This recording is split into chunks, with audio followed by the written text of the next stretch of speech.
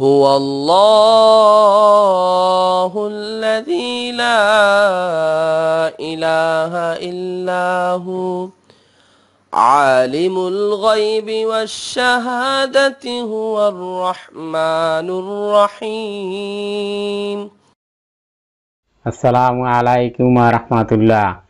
আমাদের সালাত, আমাদের কুরবানি, আমাদের জীবন, আমাদের মরণ সবকিছুই মহান আল্লাহ রাব্বুল আলামিনের জন্য। আজ আমরা আলোচনা করব কোরআন ও সুন্নাহর আলোকে বরকত অর্জন। বরকত বিষয়টি খুব ব্যাপক। আমরা বলি, হে আল্লাহ আমাদের ধন সম্পদে বরকত দাও, হে আল্লাহ আমাদের পুত্র পরিজন, ছেলে মেয়ে স্ত্রী সব কিছুতে বরকত দাও, আমাদের খাদ্যে বরকত দাও, এমনকি আমাদের হায়াতে বরকত দাও। এ কথার অর্থ কি? বরকত শব্দটি আরবি শব্দ। আরবি ডিকশনারিতে, আরবি অভিধানে যা লেখা হয়েছে এর অর্থ হচ্ছে প্রাচুর্য ও প্রবৃদ্ধি।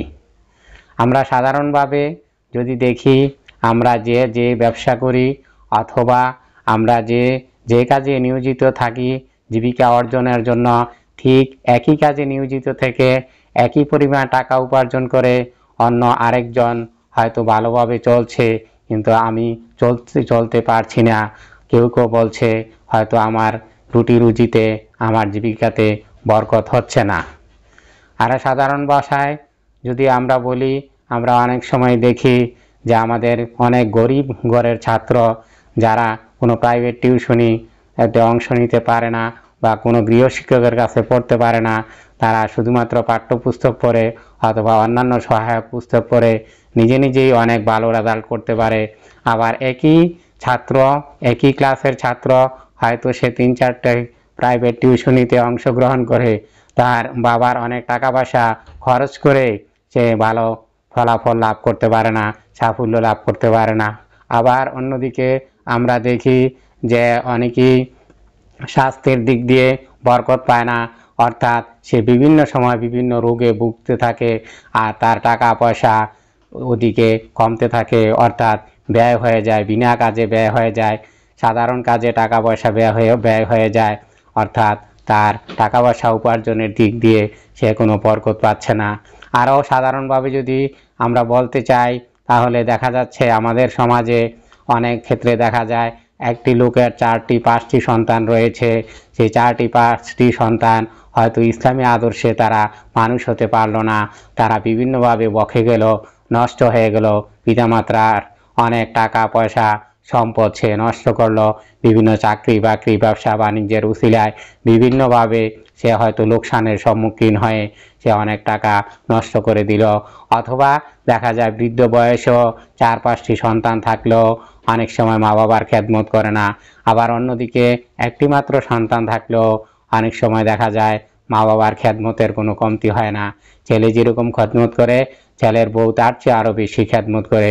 এটি হচ্ছে মূলত তার বরকতের একটি দৃষ্টান্ত।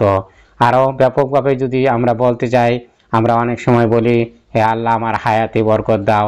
হায়াতে বরকত দাও একথার অর্থ হচ্ছে আমরা যাতে ন্যাক কাজ করতে পারি, সেদিকে আল্লাহ যেন বরকত দেয়।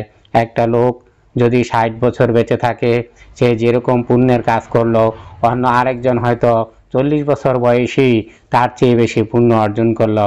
সেটা কিভাবে সম্ভব? সেটা সম্ভব শুধুমাত্র মহান আল্লাহ রব্বুল আলামিনের অনুগ্রহের মাধ্যমে। আমরা বিষয়টি যদি তাত্ত্বিকভাবে আলোচনা করি, কোরআন সুন্নাহর আলোকে যদি বিষয়টি দেখি, তাহলে দেখা যাচ্ছে স্থানের মধ্যেও বরকত হয়। স্থানের মধ্যে বরকত সম্পর্কে আল্লাহর বাণী, তিনি ভূপৃষ্ঠের উপরিভাগ স্থাপন করেছেন অটল পর্বতমালা ও তাতে দিয়েছেন বরকত। সূরা ফুসসিলাত। যে সম্প্রদায়কে দুর্বল গণ্য করা হতো তাদেরকে আমি উত্তরাধিকারী করেছি, জমিনের পূর্ব ও পশ্চিমের তাতে আমি দিয়েছি বরকত। সূরা আল আরাফ। আমি অবশ্যই তাদের জন্য আকাশ ও জমিনের বরকত উন্মুক্ত করে দিতাম। সূরা আল আরাফ। আর বলো, হে আমার প্রতিপালক, আমাকে এমনভাবে অবতরণ করাও যা হবে বরকতময়। সূরা আল মুমিনিন 29। আমরা বিভিন্ন আয়াতে দেখতে পাচ্ছি বরকতের দৃষ্টান্ত। কেউ কেউ বলে থাকেন পর্বত পাহাড় এগুলো হয়তো আমাদের তেমন কোনো কাজে লাগছে না, অথচ কুরআনের বাণী এতেও রয়েছে আমাদের বরকত। তাই আমরা আমাদের ক্ষুদ্র জ্ঞানে হয়তো আল্লাহর কোনো সৃষ্টিকে আমরা তুচ্ছ মনে করতে পারি। আমরা হয়তো বলতে পারি যে আল্লাহ মশা কেন সৃষ্টি করেছেন, কিন্তু মশা সৃষ্টির মধ্যেও আল্লাহর গুরুতর রহস্য থাকতে পারে। তাই আমরা এগুলোকে ইতিবাচক বা কল্যাণকর চিন্তা হিসাবে, কল্যাণকর ধারণার মধ্যে আমাদের রাখতে হবে। ব্যক্তির মধ্যে বরকত রয়েছে, মহান আল্লাহর বাণী আমি তার উপর বরকত দান করেছিলাম, এবং ইসাকের উপরও তাদের বংশধরদের মধ্যে কতক সৎকর্মপরায়ণ এবং কতক নিজেদের প্রতি স্পষ্ট অত্যাচারী। সূরা সাফফাত। আর নূহ আলাইহি ওয়াসাল্লামের কাহিনী বর্ণনায় মহান আল্লাহ রব্বুল আলামিন বলেছেন, অবতরণ করুন আমার পক্ষ হতে শান্তি ও বরকত সহকারে আপনার উপর যে সকল সম্প্রদায় আপনার সঙ্গে আছে তাদের উপর। সূরা হুদ 48। তেমনিভাবে গুণাবলিত বরকত লক্ষ্য করা যায়। মহান আল্লাহ বলেছেন, অতঃপর তোমরা তোমাদের নিজেদের উপর সালাম করবে আল্লাহর নিকট হতে অভিবাদন স্বরূপ বা বরকতময় পবিত্র। সূরা নূর 61। বরকতময় উপদেশ হিসাবে রয়েছে আল্লাহর বাণী, আর এটি বরকতময় উপদেশ যা আমি অবতীর্ণ করেছি, তবু কি তোমরা তা অস্বীকার করো? সূরা আল আম্বিয়া 50। বরকত আল্লাহর কাছ থেকেই অর্জিত হয় এবং একমাত্র আল্লাহর কাছেই তা চাওয়া যায়। তিনি সৃষ্টির যাকে ইচ্ছা ও যে বস্তুতে ইচ্ছা বরকত প্রদান করেন। মহান আল্লাহ রব্বুল আলামিন বলেন, জেনে রাখো সৃষ্টি ও আদেশ তারই, বিশ্বজগতের প্রতিপালক আল্লাহ বরকতময়। সূরা আল আরাফ 54। তিনি আরও বলেন, কত বরকতময় তিনি যিনি তার বান্দার উপর ফুরকান অবতীর্ণ করেছেন। সূরা আল ফুরকান 1। তিনি আরও বলেন, কত বরকতময় তিনি যিনি আসমানে সৃষ্টি করেছেন তারকামণ্ডলী তাদের স্থান সমেত। সূরা আল ফুরকান। তিনি আরও বলেন, অতএব সর্বোত্তম স্রষ্টা আল্লাহ কত বরকতময়। তিনি আরও বলেন, কত বরকতময় তোমার প্রভুর নাম, যিনি মহিমাময় ও মহানুভব। আমরা দেখতে পাচ্ছি বরকত শব্দটি পবিত্র কুরআনের বহু জায়গায় এসেছে এবং এগুলোর ব্যাখ্যা বিশ্লেষণ অনেক বিস্তৃত। আর আমরা বুঝতে পারছি যে আসমানে আল্লাহ রব্বুল আলামিন যে তারকামণ্ডলী সৃষ্টি করেছেন এটা আমাদের উপকারের জন্যই করেছেন। এর মাধ্যমে চন্দ্র সূর্যের মাধ্যমে আমরা দিনের হিসাব রাখতে পারি এবং এগুলোর মাধ্যমে আমাদের মূলত দিন রাত্র হচ্ছে, এবং এগুলো উপকারিতা বর্ণনা করে শেষ করা যাচ্ছে না, শেষ করা যাবে না। নবী রাসূলদের ব্যাপারে আমরা বলতে পারি, মহান আল্লাহর বাণী আমি তার উপর বরকত দান করেছিলাম এবং ইসহাকের উপরও।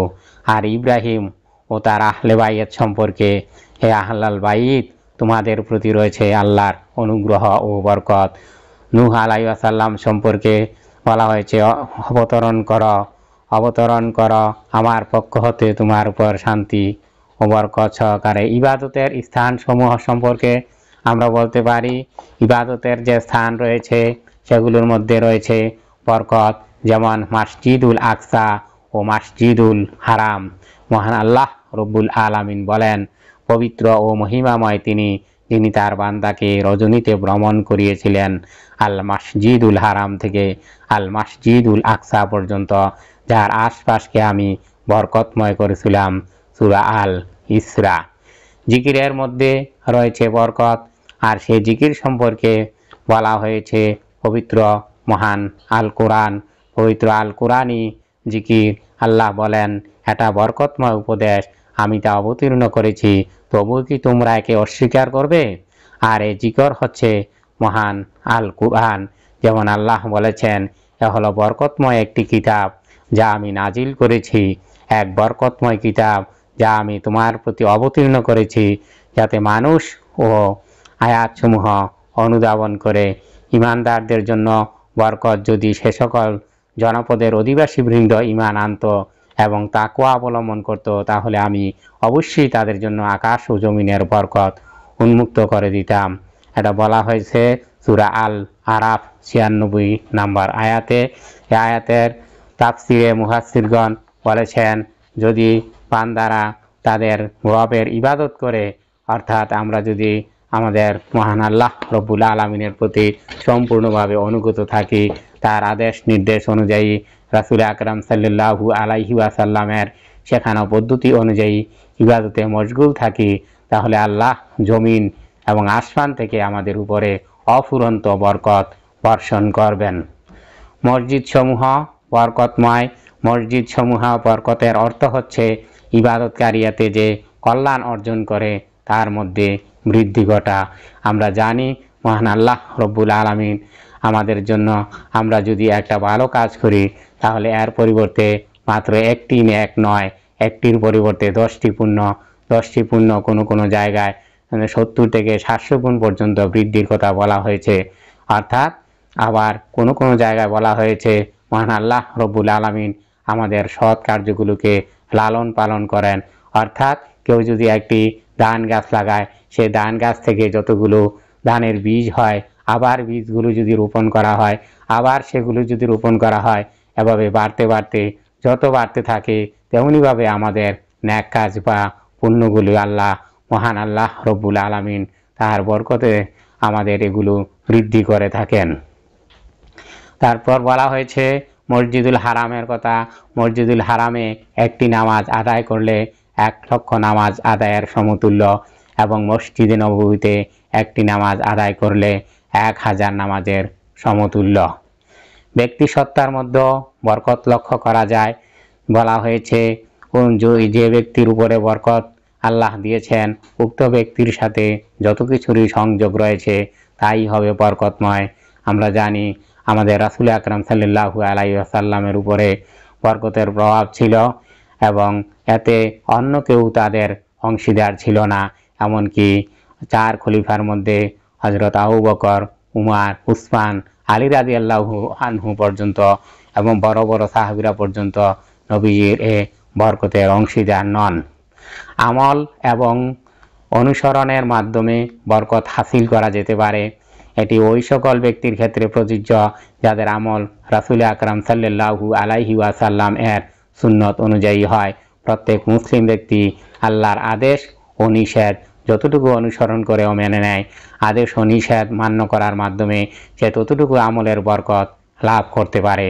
সৎ কর্মশীলদের মধ্যে সর্বোচ্চ পর্যায়ের বরকত ওই ব্যক্তিরই হবে যিনি দ্বীন ইসলামের সবচেয়ে বেশি অনুসরণ করেন, যিনি দ্বীনের প্রতি সবচেয়ে বেশি অনুগত, আর ওয়াজিব সমূহের প্রতি তার সবচেয়ে বেশি খেয়াল থাকে। উনি সব সময় হারাম হালাল বেছে খাওয়া দাওয়া করেন এবং সব সময় হারাম বস্তু বর্জন করে থাকেন। আমরা নবীজির প্রতি এবং নবীজির বংশধরের প্রতি সব সময় সালাত ও সালাম পাঠাবো। ইমাম রমাদি রাহিমাহুল্লাহ এ সম্পর্কে তারিখে বাগদাদ নামক গ্রন্থে লিখিত আছে, যখন তিনি অসুস্থ হয়ে পড়তেন তখন বলতেন, আমাকে হাদিস পড়ে শোনাও, কেননা তাতে রয়েছে শিফা। পাক ভারত উপমহাদেশে শাহ ওয়ালিউল্লাহ রাহিমুল্লাহ এর পরিবারের ধর্মীয় অবদানের কথা কে না জানে। তার পিতা শাহ আব্দুর রহিম রাহিমাহুল্লাহ বলতেন, দ্বীনি খেদমতের যা সৌভাগ্য আমি অর্জন করেছি তা সব একমাত্র দরুদ শরীফের বরকতই করেছি। উসাইদ ইবনে হুজায়ের অন্য একটি প্রসঙ্গে একটি হাদিসে বর্ণনা করেছেন। সে হাদিসটিতে বলা হয়েছে, হে আবু বকরের বংশধর, আল্লাহ তাআলা তোমাদের কারণে মানুষের জন্য বরকত নাজিল করেছেন, তোমাদের আপাদমস্তক তাদের জন্য শুধু বরকতই বরকত। তাই আমরা বলতে পারি বরকতের ব্যাপারটি অত্যন্ত গুরুত্বপূর্ণ। বরকত কামনা শুধুমাত্র মহান আল্লাহ রব্বুল আলামিনের কাছে আমরা বরকত কামনা করি। আমরা তার কাছে বিনীতভাবে দোয়া করি, হে আল্লাহ, তুমি যাদেরকে হেদায়েত করেছ আমাকে তাদের অন্তর্ভুক্ত করো, তুমি যাদেরকে নিরাপদ রেখেছ আমাকে তাদের দলভুক্ত করো, তুমি যাদের অভিভাবকত্ব গ্রহণ করেছ আমাকে তাদের দলভুক্ত করো, তুমি আমাকে যা দিয়েছ তাতে বরকত দাও, তুমি যে অমঙ্গল নির্দিষ্ট করেছ তা হতে আমাকে রক্ষা করো, তুমি যার অভিভাবকত্ব গ্রহণ করেছ সে কোনোদিন অপমানিত হবে না, এবং তুমি যার সাথে শত্রুতা করেছ সে কখনোই সম্মানিত হবে না। হে আমাদের প্রভু, তুমি বরকতময় এবং সুমহান। সহিহ তিরমিজি 426। দোয়া কুনুতের মাধ্যমে আমরা প্রতিদিন বিতির নামাজে মহান আল্লাহ রব্বুল আলামিনের কাছে বরকত কামনা করি। আল্লাহুম্মা দিনি ফিমান হাদাইত ওয়া আফিনি ফিমান আফাইত নামক যে দোয়া কুনুত রয়েছে, এর মধ্যে আমরা সে বরকত কামনা করি। তার মধ্যে রয়েছে যে বিতির নামাজে যে আমরা বরকত চাই, হে আল্লাহ তোমার কাছে বরকত চাই, হে আল্লাহ আপনি আমাকে যা দিয়েছেন তাতে বরকত দিন। বরকতময় 3টি মসজিদ রয়েছে। এই 3টি মসজিদের রয়েছে এই 3টি মসজিদের মধ্যে ছাড়া আর অন্য কোনো মসজিদে বরকতের উদ্দেশ্যে যাওয়া যাবে না। মহান আল্লাহ রব্বুল আলামিনের রাসূল বলেছেন 3টি মসজিদ ছাড়া সফর করা যাবে না। মক্কার মসজিদে হারাম, মদিনার মসজিদে নববী এবং জেরুজালেমের মসজিদে আকসা, এই 3টি মসজিদে যাওয়া যেতে পারে, বরকতের উদ্দেশ্যে ভ্রমণ করা যেতে পারে। আর কোথাও ভ্রমণ করার কোনো বিধান নেই। জাকাতে ধন সম্পদের বরকত হয়। জাকাত আদায় করলে মহান আল্লাহ রব্বুল আলামিন ধন সম্পদ বাড়িয়ে দেন, এতে ধন সম্পদ কমে না। যেমন হাদিসে বর্ণিত হয়েছে, রাসূলুল্লাহ সাল্লাল্লাহু আলাইহি ওয়াসাল্লাম ইরশাদ করেছেন, সদকা করার কারণে কখনো সম্পদ কমে না। দান খয়রাত করলে সম্পদের পরিমাণ কমলেও সম্পদে বরকত বাড়ে। মহান আল্লাহ রব্বুল আলামিন ভবিষ্যতের বিপদ আপদ থেকে আমাদেরকে রক্ষা করে থাকেন। দান খয়রাতের মাধ্যমে আমরা যারা আমাদেরকে ছেড়ে গেছে তাদের কল্যাণে আমরা দান খয়রাত করতে পারি, এবং তাদের কাছে নেক সওয়াব পৌঁছানোর একটি রাস্তায় হচ্ছে দান সদকা করা। মহান আল্লাহ রব্বুল আলামিনের নামে বিভিন্ন নির্দিষ্ট পন্থায় আমাদেরকে দান সদকা করতে হবে। কোনো অবৈধ জায়গায়, অর্থাৎ যেখানে গায়রুল্লাহর নামে ইবাদত করা হয়, ওইসব জায়গায় কোনো মানত করা যাবে না, কোনো টাকা পয়সা দান সদকা কিছুই করা যাবে না। একমাত্র মহান আল্লাহ রব্বুল আলামিনের ইবাদতের মাধ্যমে বরকত বাড়তে পারে। ইবনে রজব হাম্বলি রহমতুল্লাহ আলাইহি বলেন, মুমিন ব্যক্তি যতটুকু সময় আল্লাহর ইবাদতে ব্যয় করে ততটুকু সময় তার জন্য বরকতময় হয়। আমরা অনেক সময় অনেক ধর্মীয় আলোচনা শুনতে যাই, কেউ কেউ কটাক্ষ করে বলে যে এত আলোচনা শুনে কি হবে, আমরা হয়তো সেটি আমল করতে পারবো না। আমরা আমল করার তৌফিক আল্লাহই দিবেন, আর আমরা যে যাচ্ছি এসব আলোচনা শোনার সেই তৌফিকই মহান আল্লাহ রব্বুল আলামিন আমাদের দিয়ে থাকেন। অন্য একটি হাদিসে রয়েছে, মহান আল্লাহ রব্বুল আলামিন যাকে পছন্দ করেন তাকেই দ্বীনের জ্ঞান দিয়ে থাকেন। তাই আমরা দ্বীনের কোনো কাজই অবহেলা করব না। আর যতটুকু সময় বান্দা পাপের কাজে ব্যয় করে সেটা তার জন্য ক্ষতিকর, আর প্রকৃত ক্ষতি হলো আল্লাহর অবাধ্য হওয়া। আমরা কেউ আল্লাহর অবাধ্য হতে চাই না। জীবনকে বরকতহীন করে তোলে পাপ। একইভাবে আমরা বলতে পারি যে আমরা পুণ্যের কাজ করলে মহান আল্লাহ রব্বুল আলামিন যেমন আমাদেরকে ভালোবাসেন, আমাদেরকে বিভিন্নভাবে বরকত দিয়ে থাকেন, ঠিক একইভাবে আমরা যদি মহান আল্লাহ রব্বুল আলামিনের অবাধ্য হয়ে যাই, আমরা যদি ইবাদত সঠিকভাবে না করি, তাহলে আমাদের জীবনের বরকত কমে যায়, আমাদের ধন সম্পদের বরকত কমে যায়, আমাদের স্ত্রী পুত্র পরিজনের সব কিছু বরকত কমে যায়, অর্থাৎ আমাদের জীবন হয়ে পড়ে সংকীর্ণ। ইমাম ইবনুল কাইয়িম রাহিমাহুল্লাহ বলেন, আল্লাহর অবাধ্যতা রিজিক এবং জীবন বরকতহীন হওয়ার কারণ। কেননা শয়তান পাপের বা পাপীদের দায়িত্বশীল, তাদের উপর তার কর্তৃত্ব চলে। আর যে জিনিসের সাথে শয়তান থাকে বা শয়তানের সম্পর্ক থাকে তা বরকত শূন্য হয়ে যায়। কোনো ব্যক্তি বা বস্তুর কাছে বরকত চাওয়া যাবে না। বরকত ও পুণ্য লাভের আশায় কাবা গৃহ ব্যতীত অন্য কোনো গৃহ, মাজার, কবরের বেষ্টনী, পাথর, গিলাপ ইত্যাদি স্পর্শ চুম্বন করা যাবে না। দোয়া কবুল হওয়া ও বরকত হাসিলের জন্য কাবা গৃহ ব্যতীত অপর কোনো গৃহের বা কবর বা মাজারের দরজা বা অন্য কোথাও অন্য কোনো গাছ, মাছ, পাথর এগুলোর কাছে যাওয়া যাবে না, এগুলো স্পর্শ করা যাবে না। আর বরকতময় হচ্ছে কাবা গৃহ। কাবা গৃহ বরকত হওয়ার কারণে সম্ভব হলে তওয়াফ করার সময় বরকত হাসিলের জন্য এক গৃহের ডান পার্শ্ব হাত দিয়ে স্পর্শ করে, অন্যথায় সেদিকে হাত দিয়ে ইঙ্গিত করে সম্মান প্রদর্শনের অনুমতি প্রদান করা হয়েছে। ইবনে উমার রাদিয়াল্লাহু আনহুমা থেকে বর্ণিত, তিনি বলেন, যেদিন রাসূল আকরাম সাল্লাল্লাহু আলাইহি ওয়াসাল্লামকে দুপার্শ্ব অর্থাৎ কাবা গৃহের ডান পার্শ্ব ও বাম পার্শ্ব যেখানে হাজরে আসওয়াদ অবস্থিত সেই জায়গা স্পর্শ করতে দেখেছি, সেদিন থেকে আমি এ দুপার্শ্ব কষ্টে হোক আর বিনা কষ্টে হোক কোনো অবস্থাতেই তা স্পর্শ করা পরিত্যাগ করিনি। রাজত্ব মহান আল্লাহর, তাই আমরা মহান আল্লাহর কাছে আমাদেরকে সমর্পণ করতে হবে, আত্মসমর্পণ করতে হবে। মহান রাজাদিরাজ একমাত্র আল্লাহ রব্বুল আলামিন।